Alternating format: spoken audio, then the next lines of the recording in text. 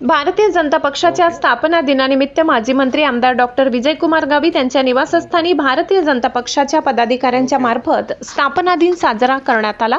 भारत मातेच्या प्रतिमेचे पूजन करून भारतीय जनता पक्षाचा ध्वज फडकावत स्थापना दिवस साजरा झाला।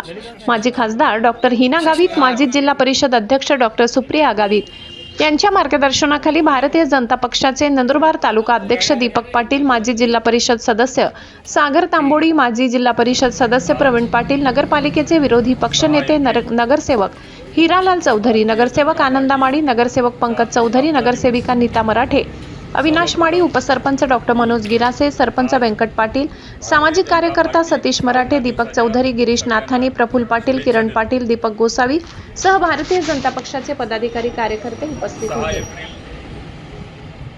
1980 साली मुंबई येथे भारतीय जनता पार्टीची स्थापना झाली आणि या स्थापनेच्या दिवशी जे स्वर्गीय अटल बिहारी यांनी जे शब्द उच्चारले होते, सूरज निकलेगा, अंधेरा छूटेगा,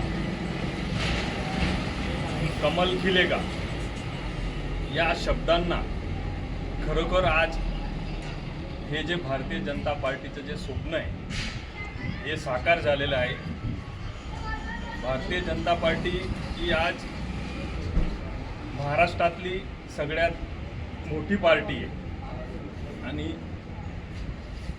केंद्रात भारतीय जनता पार्टीचं सरकार आहे, राज्यात भारतीय जनता पार्टीचं सरकार आहे। सगळ्या महाराष्ट्रामध्ये एक असं बीजेपीमय वातावरण हे तयार झालेलं आहे आणि या वातावरणामधून या सरकारकडून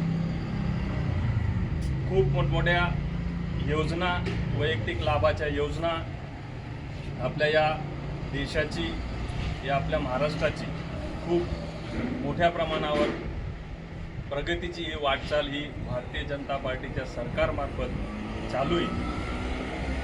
तर परत एकदा मी भारतीय जनता पार्टीच्या स्थापनेच्या मी सगळ्यांना पुनश्च एकदा शुभेच्छा देतो। धन्यवाद।